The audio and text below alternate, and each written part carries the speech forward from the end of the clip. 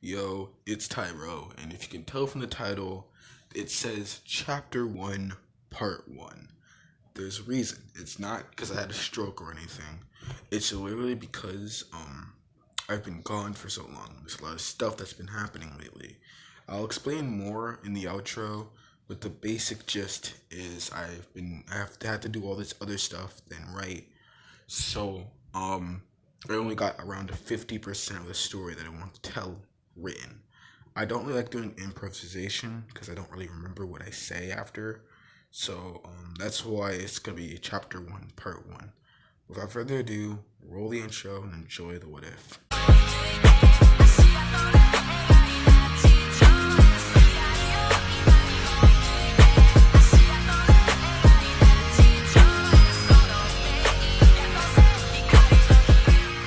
In the night of October of 1983, a baby was born named Naruto Uzumaki.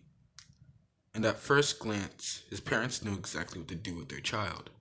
They put him in a box and abandoned him on the street. After a day of crying, Holly Kujo and her 12-year-old son stumbled across the baby one day. Holly took one look at the baby. Where's his parents? As Jojo suggests that they take him to the police station, the police officer explains that the baby's mother and father cannot be tracked, which means he's going to be in a foster home. Holly suggests that she could be the foster parent, and after 3 months of legal debates and all that, Naruto became a Kujo. 5 years later, Naruto and his mother were just at home when they both became ill. This was just after Jotaro was in jail again. After coming home, a weird man came. And Naruto found that this weird man was his grandpa. Jotaro and his grandpa set out to fight this great evil, although he didn't remember the name of him. The Speedwagon Foundation cared for him and his mother for the mere months it felt like that it took for his older brother and his grandpa to come back. His grandpa explained one thing when he did. There's a place called Morio. You should go. Jotaro would question. Why? As he would scratch his head.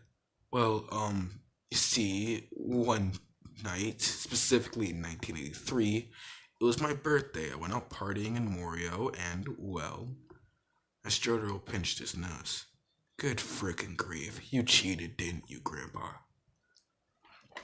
As he would begin to scratch his head. Yeah, and apparently the girl had a baby 9 months later. It was actually 1982, if I can remember.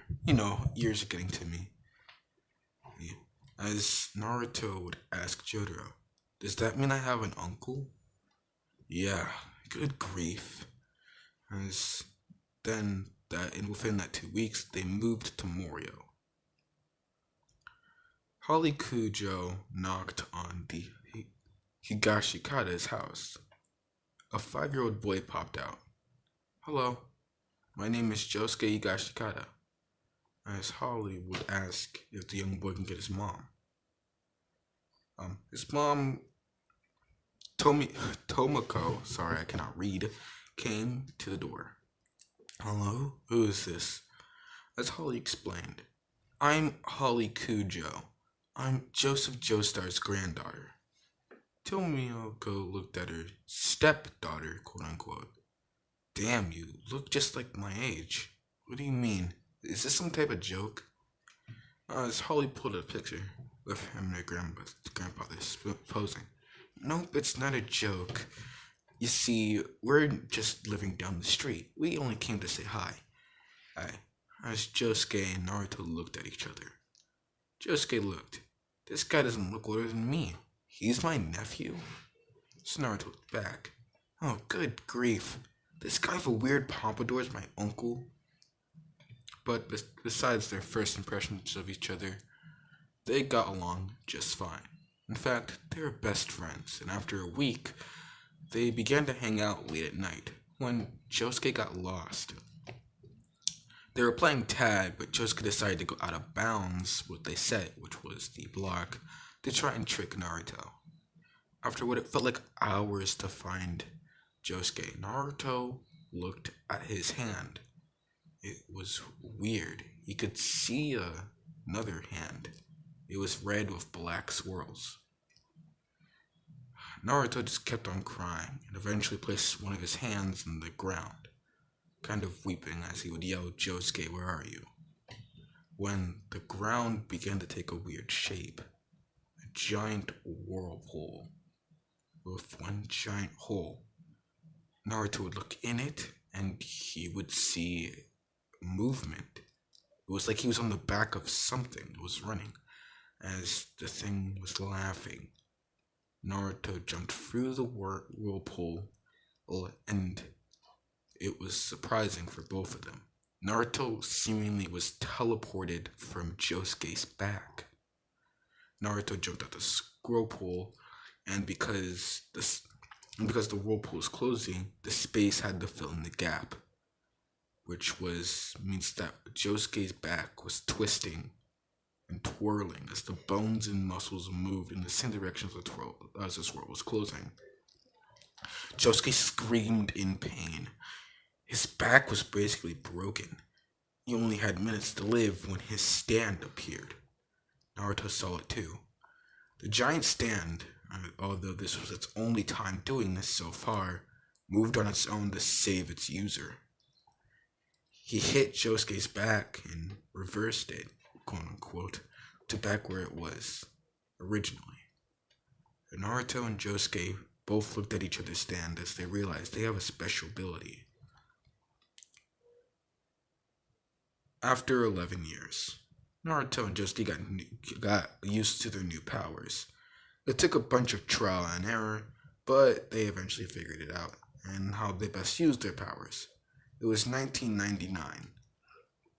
They were both, I'm gonna say sophomores.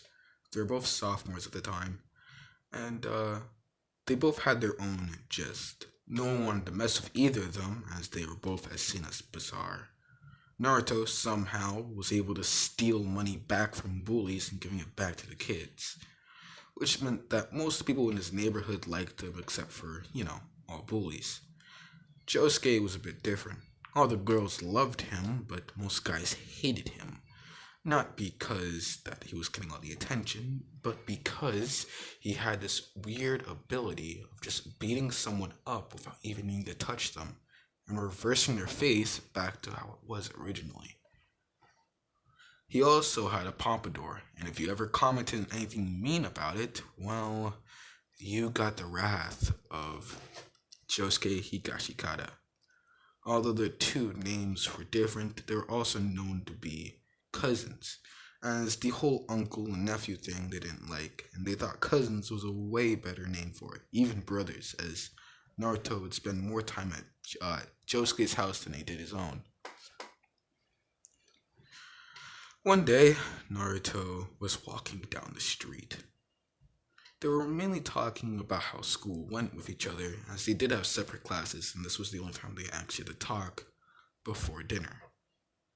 As Naruto would bump into a man, he was 6 foot, and was wearing a white jacket with a white hat cut near the hair to try and symbolize the hat was in the hair. Naruto noticed this weird hat style, as the man looked back. "Good grief, watch where you're..." "Naruto? Oh, good. I need to talk to you." As Jojo went to walk up to Naruto. Naruto looked at Jojo in annoyance. Josuke already knew what the deal was. "When were you gonna tell me that I had a niece?" Jojo looked confused as Naruto saw the confusion. "Oh, I'm sorry. It's not like you had to tell me everything. Annie already told me and Mom." As Jojo would realize, oh, good grief, she already told them. As Naruto continued to walk away. "What's her name?" As Jojo would look back. Jolene Kujo." As Naruto would scoff. I would have been grateful if you invited us to the wedding, or the birth, or really any other event. As Naruto and Josuke continued walking. "Naruto, listen, now's not the time. This is very important. And serious." As Naruto looked back, it's all back and pissed off. Sorry, I cannot read. Oh, serious and important, huh? Like the 11 Christmases you didn't see Mom, or the 11 birthdays you've missed. Mom hasn't seen you in 11 years. Good grief, you're just like Dad. As he would continue to walk. Listen, Naruto, now's not the time. As Naruto at this point was just getting all pissed. You know what? Fine, you and that weird haired boy can continue on. I'll just go talk to Mom. As Naruto smiled. Hey Josuke, you heard that? As Josuke laughed. Don't worry, I won't make sure anything's permanent. Jojo already kind of figured out what they meant. The only way they could have hurt him was they had to stand, or they're just too arrogant. Naruto summoned his stand. It was humanoid, black swirls. The eyes were blue. The swirls started at the two palms of the hands, soles of the feet, and the eyes of the face. Also, a giant swirl point was also at the heart. Naruto told Jotaro, don't worry, Josuke's gonna make sure it doesn't hurt. As Naruto used to stand to attack Jotaro's back. Instead of touching his back, all it did was touch Jotaro's stand's fist. Naruto just smiled. So you had one too. Another secret you wanted to keep from me. As he used the other hand of his stand to place on the ground. A giant wormhole-like thing opened up. Naruto jumped through and appeared in front of Jotaro's stand. It was like it was exiting out of the stand's hand.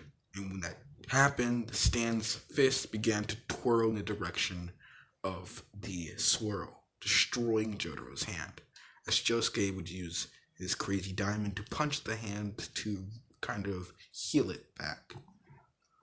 So this is your stand, huh? That's actually pretty neat. Good grief. 3 stand users already. Naruto to question. 3? What do you mean by 3? As Jotaro would look at Naruto. Good grief. I'm trying to tell you there's a fucking murderer in Morio. Naruto looked shocked. Looked shocked. A murderer in Morio? That's what you wanted to tell me. As Jotaro just sighed. Listen, there's a murderer. His name is Angelo Katagiri. Just make sure you stay clear of him. I only got a sighting of his stand and part of his face. Here, look at the picture. As Jojo handed Naruto and Josuke the picture. It was a man with white hair and a top hat. They got to see the stand too since they're stand users. The stand looked like a blue humanoid with eyes all over it. Huh, that's weird. It seems like everybody has a humanoid stand. As Jotaro kind of gritted his teeth. Listen, stands aren't only humanoid. They can literally be anything. There are stand users in Morio and stand arrows. Those are the things that allow stand users to access their stands, although some are born with it like you, me, and Jotaro. I mean, you, me, and Josuke, god dang it. Sorry, you, me, and Josuke. As Josuke looked confused. That's why you and Mom got a sickness when I left. It's because this man named Dio, well, he kind of stole our great-grandfather's body. Well, at least mine. As Naruto looked confused. So, what you're saying is, this guy was the reason why stands are appearing? Then just kick his ass. As Jotaro cut him off. I already did that. He's dead, but his followers are causing trouble. Stand arrows are dangerous. Listen, I didn't want to put this mission on you. I'm just warning you.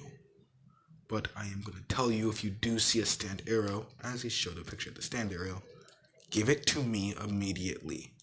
As the back of the picture had Jotaro's phone number. Once you have it, call me. And or if you see a stand, call me. Once you do, I'll come here running and beat the crap out of the standees myself. As Naruto then stops Jotaro. You're seeing Mom. Look, I have more important matters to As Crazy Diamond and Whirlpool, the name of Naruto stand, Whirlpool was already activated. Josuke then spoke. I think I should have an opinion. You're gonna see you're gonna see Auntie Holly, whether you like it or not. Auntie? Isn't she technically your sister or something? I mean, yeah, but she's like an aunt to me anyway, so you're gonna see her, or you're gonna get up. Sorry. You're gonna see her, or you're gonna see the power of her stance. You already know what Naruto can do, but you don't want to know what I'm like when I'm pissed off. That's Jotaro's side. Good grief. Fine, I'll go see the bitch. As Naruto used Whirlpool to tag a marking on Jotaro. It was at a non-fatal point, his shoulder. Listen, if you're ever in trouble, I'll be able to help you. These markings allow me to teleport to you, although it's gonna hurt like a bitch. But luckily, Josuke's there to help you. And he's right, Josuke. Yeah. So Naruto then looks at Jotaro. So if you think about running away before seeing Mom, I'll just activate it without a second thought, and you'll have a pain of your shoulder twisting without stop. That's Jotaro's side. Good grief. Fine, if it makes you happy. As Naruto would look at Jotaro. Oh yeah, don't call her bitch again, okay? Whatever, Jotaro replied. Naruto sighed. Well, at least we got that situation dealt with. Wanna go to your house?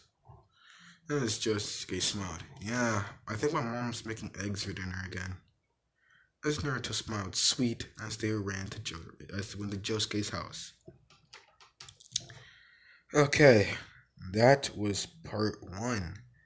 I was actually able to get more than I wanted, so this might not be a half part, as normally I like it when there's like 16 minutes. Anyway, I just want to say I'm sorry I've been gone for an entire week. There's a lot of stuff I want to explain. Number 1, by the time of me uploading this, tomorrow's actually my birthday, so I'm not working on it. I'm not working on anything on my birthday. No, I refuse, okay? That's number 1. Number 2, if you guys didn't know, I'm in school right now. And around this time, the thing called a keystone, if you didn't know what that is, it's a huge test that's very important. Yeah, I need to study for that, or if I fail, I might not be able to graduate, all stuff like that. And another thing is I'm kind of testing for my car permit, because I really, really want to get at least a driver's license, even though I might not be able to get a car, but I at least want to get a driver's license. So yeah, basically school shit. That's why I haven't been uploading lately. Also, I'm trying to reconnect with all my friends, as I was really distant with them. Stuff like that. I wasn't gonna make a whole video explaining, because that's just excuses. I wanted to give a very brief summary of what was happening. So yeah, I hope you guys enjoy. I actually like this idea of what if Naruto is in JoJo's, especially JoJo's Part 4 is my favorite JoJo's out of all of them. Well, actually, I think Steel Ball Run is my second favorite, if I'm gonna be honest. Or is it JoJolion? I actually never read JoJolion. I only read like 1 chapter, so yeah.